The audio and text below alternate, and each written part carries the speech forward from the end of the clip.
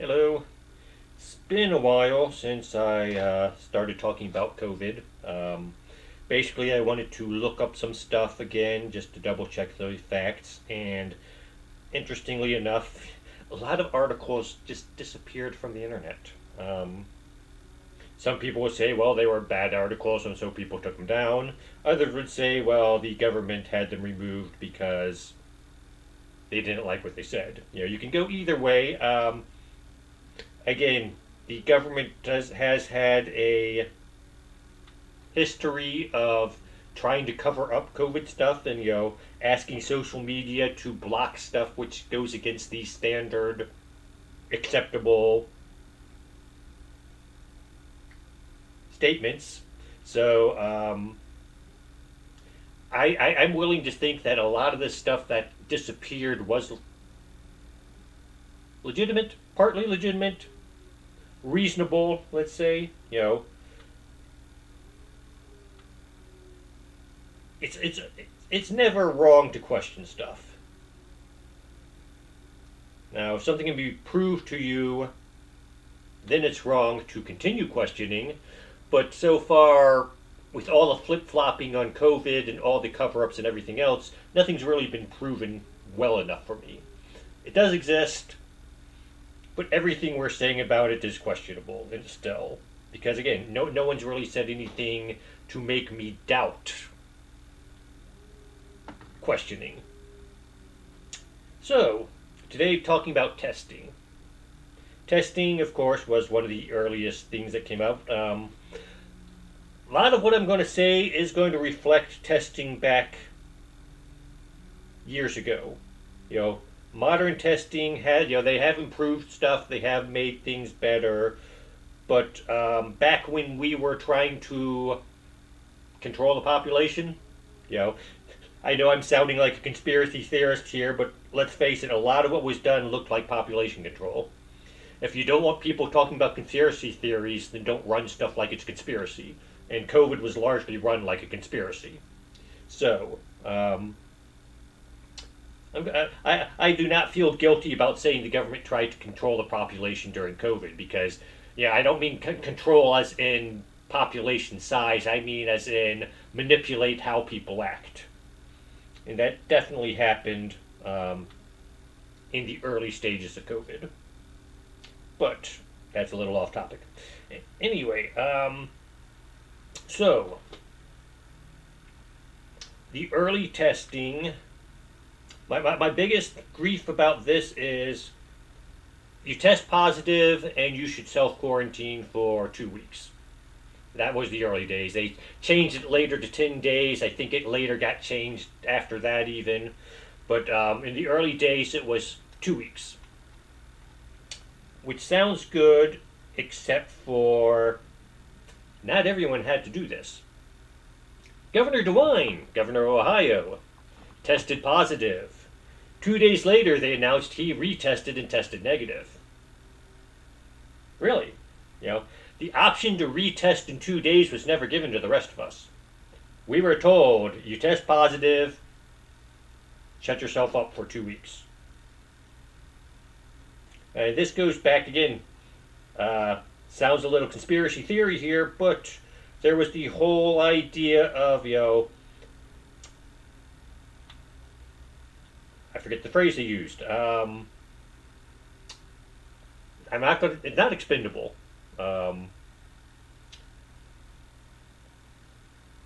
Essential. Essential personnel can go to work. Non-essential personnel should stay home throughout the early stages of COVID. And so, Governor DeWine, he was essential, so he got to test a separate time, except that he wasn't really essential. We have a lieutenant governor who's supposed to fill in for him if he gets sick. So, if you really are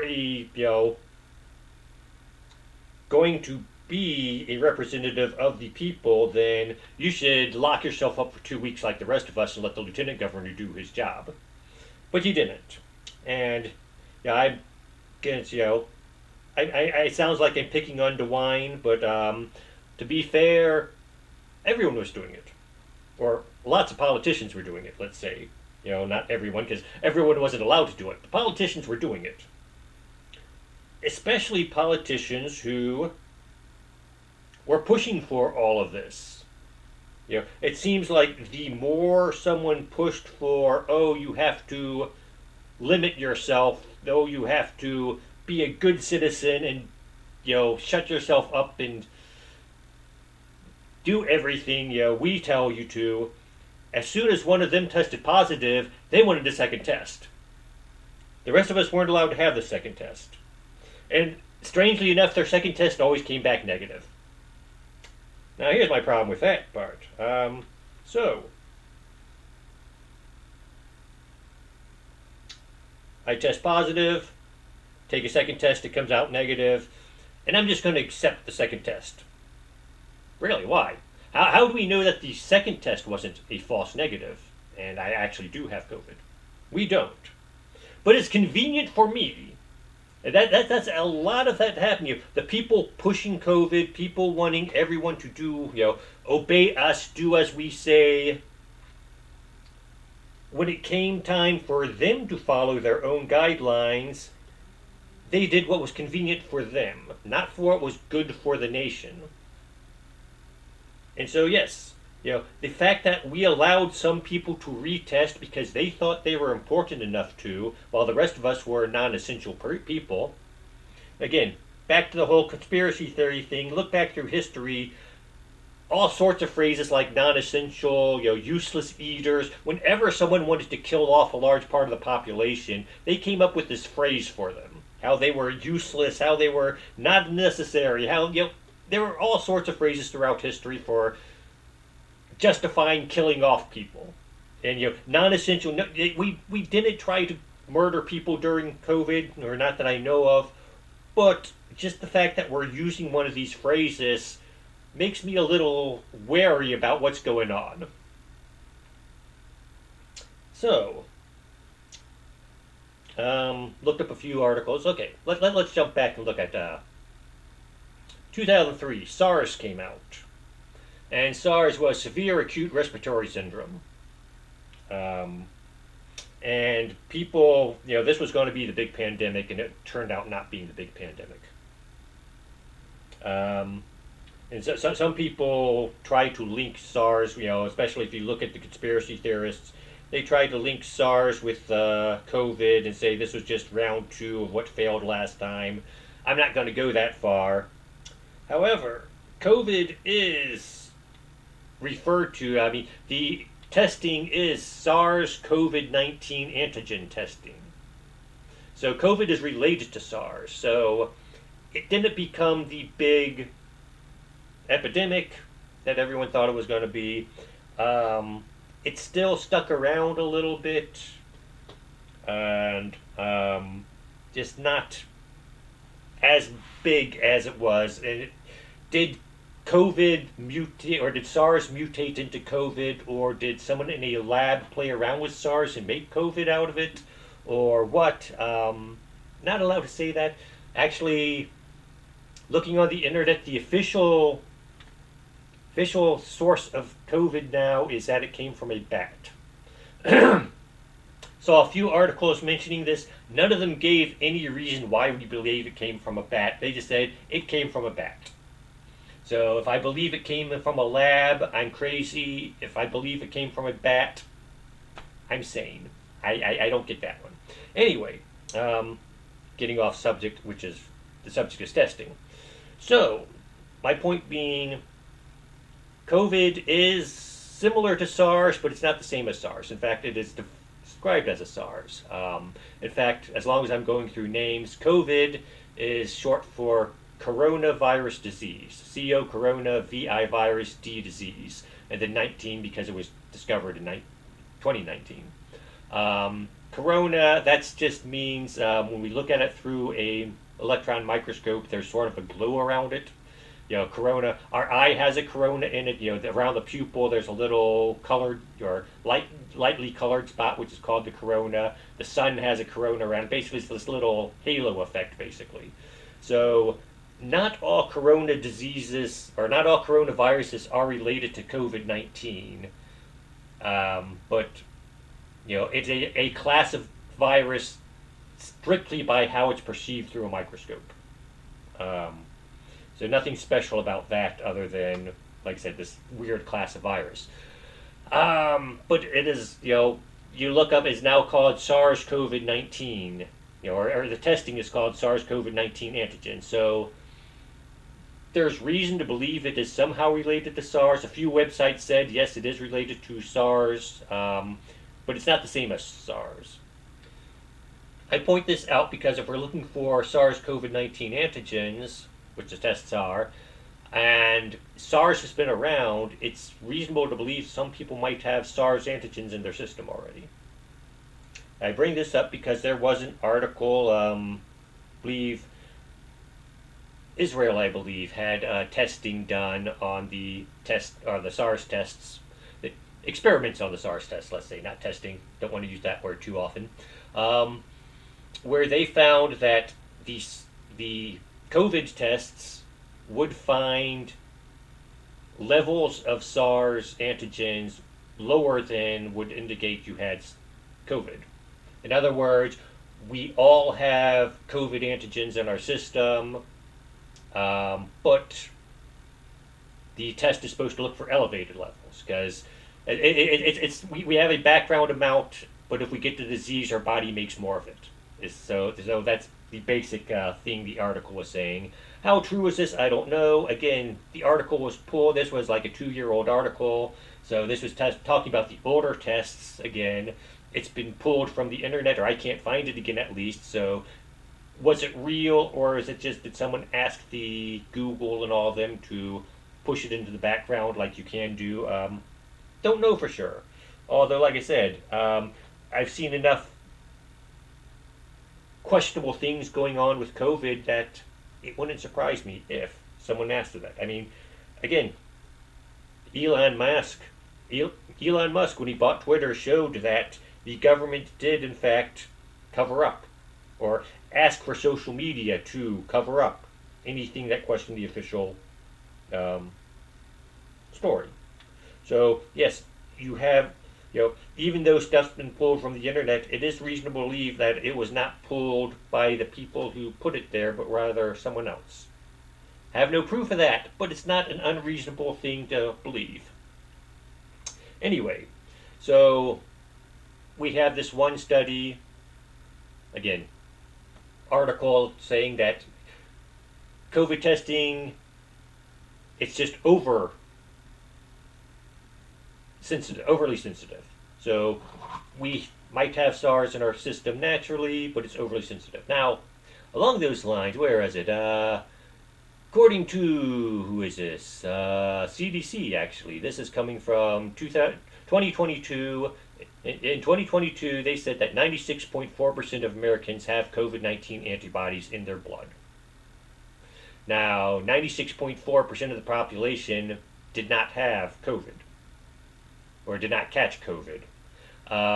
In fact, according to them, 27% of the population is unvaccinated. Well, that's according to the National Institute of Health, not according to the CDC, sorry. So, now some of those people, they got COVID and their body built up the antigens, and so they got it in their system. Other people got the vaccine, so actually the vaccine doesn't give you antigens. The vaccine messes around, it's mRNA. It doesn't really put antigens in your system. It just does something to your RNA or to your DNA in order to supposedly help it fight the disease, but it doesn't necessarily give you any antigens. So 27% unvaccinated, even the vaccinated didn't have them artificially put in them, but 96% of the population has the antigens in their system, naturally apparently, from some source. So, it's questionable. Are these left over from SARS of 2003, or are these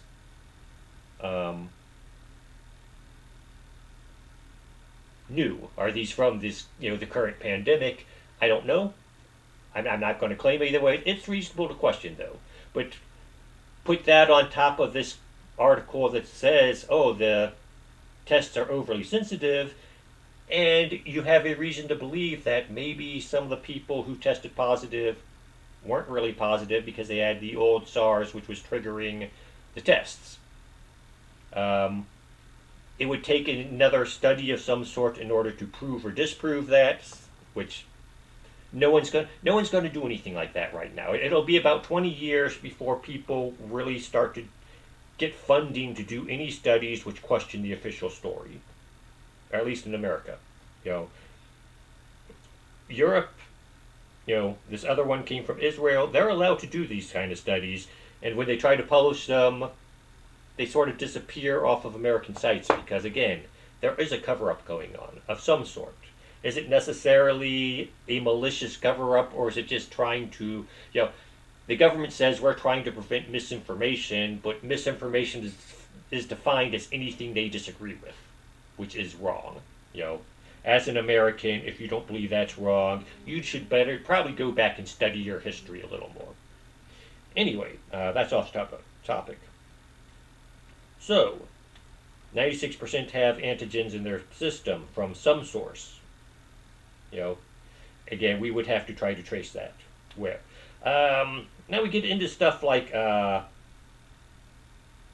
asymptomatic COVID. And what's that? Literally speaking, asymptomatic just means you're not showing symptoms. But a lot of people have it, apparently. Now, asymptomatic can be split into two groups. There is I take the test, I test positive, I'm not showing symptoms, but in 2 or 3 days I start to show symptoms because, yes, I had COVID, and it's just the symptoms weren't manifesting themselves at the time I took the test. The other possibility is I test for COVID, get a positive test, I have no symptoms. For the next 2 weeks I have no symptoms because I might not have actually had COVID. I might have had a false test. No, you didn't have a false test. You just had because it's asymptomatic COVID. We're just going to declare this. And so that's, there was one website, it was a government agency who posted it, and it was basically COVID data from around the world. And everyone, you could go through by nation and see how many tests were given, how many people were positive, all sorts of information. And I back in the early days of COVID, I kept this bookmarked. I didn't keep it bookmarked. I just kept it up active on my screen. That's why I don't know where it is now because at one point my computer shut down and I lost it. And I should have bookmarked it. I didn't. I admit that. I thought COVID was going to just go away, like everyone else. A lot of people thought COVID was going to be a 6-month thing. I thought so too. And it got dragged out longer than it should have because of government misinformation and government mishandling, in my opinion. But I checked this. The American data got updated sometimes twice a day, sometimes 3 times a day. Other nations might not get updated for a week. So we had all these, Europe's putting these stern measures and large quarantines in effect, and their COVID numbers are low. Yet they weren't testing as often as us. We have this website. Sometimes they wouldn't test for 1 or 2 weeks, or they wouldn't update this site for 1 or 2 weeks with European data. And it could be that they just weren't turning in the data. It could be that they weren't testing as often. But we were using testing, Americans were urged to test more frequently than other nations. And if the tests were coming out positive or if the tests were coming out negative, affected our numbers. So, why were we so high? And again, define high. I mean, if you look at the strict numbers, yes, we had more than a lot of people, a lot of other nations, but we also have a population greater than a lot of other nations. So if you look at percentages, we were actually lower than a lot of European nations. Well, about half, if I recall correctly. Then you have some of the other large nations. Russia and China weren't testing on a regular basis. I figure, here we have some other large population countries. Let's compare them to the United States. And if you look at them, their numbers were real low. You would think that Russia and China had COVID under control almost from day one, But then you test their test, you look at the cases numbers and they were really low, but you look at their testing numbers and they were also really low. They just weren't testing as frequently as anyone else. And so they appeared to be more in control than us. They weren't, probably. Um, it's interesting. We had the Olympics in China, and people criticized the way they handled COVID over there because it seemed like they were testing foreigners a lot more than they were their own citizens. And so there was a lot of questions about, their athletes weren't in quarantine as long as ours. They were getting better food because apparently the food given in the quarantine zones was like really bad. There was a lot of people questioning stuff like that. So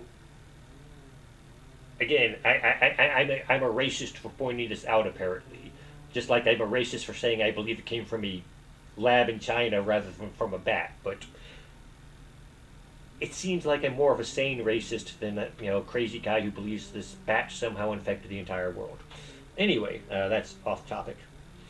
So, okay, rapid testing. And another thing, so speaking of asymptomatic, was I found a few articles which listed whether or not, percent positive, percent negative, and some of them were broken up by symptomatic and asymptomatic. If you're showing symptoms and you take the test, you are more likely to get accurate results than if you're showing symptoms, or if you're not showing symptoms and you take the test.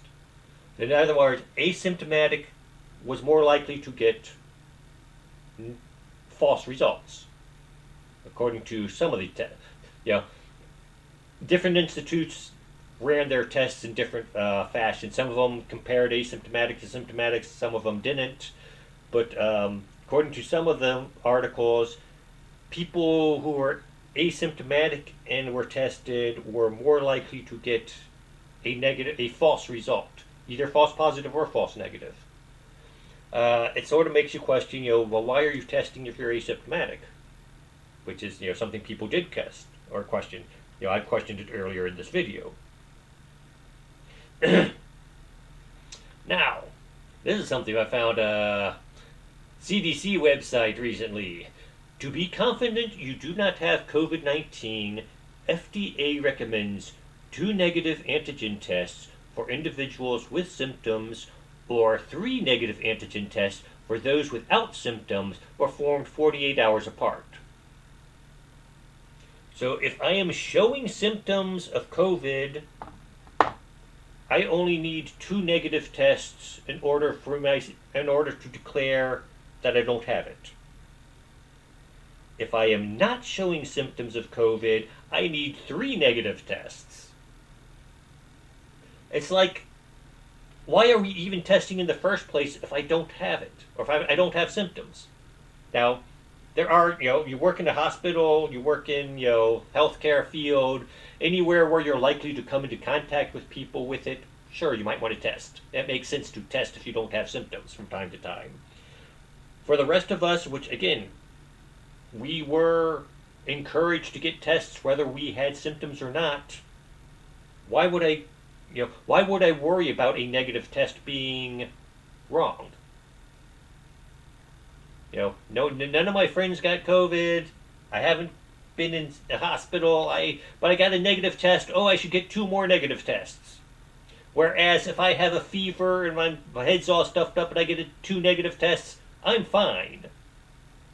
The testing is in question from their own statement there. Or either that or we are over testing people for whatever reason. It's like they are looking for problems rather than actually trying to give us the truth. Of course, back in the days when they were tracking it, all it took was a positive test. You weren't allowed to retest, and you were labeled as having it because they were, again, sounds a little conspiracy theory, but from the way they were handling it in the beginning, it looks like they are trying to boost the numbers to make it look like there was a worse pandemic than there was. Was there a pandemic? Yes. I'm not going to jump up and say that the whole thing was phony. But was it as bad as everyone said, or were people trying to manipulate things because it gave them more power? Again, sounds conspiracy theorist, but the way some of the politicians acted, the way things were manipulated, these statements used of you are essential and you are non-essential, people are perfectly justified in thinking there's a conspiracy going on with this. I don't believe there is one, but I'm not going to criticize anyone who does believe it, just because of the way the thing was handled. So that's all. Going to have more videos about COVID, questioning it, but probably the next one or two won't be, because again, I'm still looking stuff up and comparing old articles with more recent articles just to see how things have changed over time, because like I said, I do believe some of the newer testing. One thing I did forget before I go away. There was one article I read. A teenage kid discovered that certain juices and certain sodas would make the home tests give you a false positive. He played around with one of the tests and figured this out. So he was basically getting out of going to school by faking his test and saying, "Oh, look, Mom, I got COVID. I should stay home." I bring that up because, again, a lot of people, it was, especially large places which had testing on site. So come in, take your test. If you're positive, go home. If you're negative, you can continue to work. The question here is, if certain juices can set the test off, then how long? How long is it? I drink my normal juice. I've still got some residue in my mouth when I go and spit in the cup. Is that enough to set off the test or not? So that would be like I said, this wasn't just a little. I don't know. This wasn't a serious scientific article. It was just a little public interest. This kid found a way to fool with the tests. The question is, no one followed up with, okay, if certain juices can cause the test to be positive, then how long would that have to be in your system? Having a little bit of orange stuck in my teeth, and then I take the test. Is that enough to set it off? That would have been a legitimate follow-up study, but no one, to the best of my knowledge, has done it. Anyway, so I sort of went. I've gone a little long here, just because trying to be careful how I phrase things. I admit I am not an immunologist. I'm not an expert on this stuff, but I have heard enough things to make me question it, and I have seen enough things, especially, like I said, the way the politicians, we're allowed to double test, but you test positive once, you should lock yourself in home, and the whole double standard does make me just question it. Even if all the testing was correct and everything 100% accurate, then it should have been straight across the board, everyone treated the same. Especially here in America, where the people who rule are supposed to be our representatives. Then if you represent us, do exactly like you ask us to do. Don't have this double standard. And so that's it. One of the reasons a lot of people question COVID is because of these stupid double standards. And I'm starting to harp on politicians instead of talking about testing, so I'm just going to go now, and have a good day.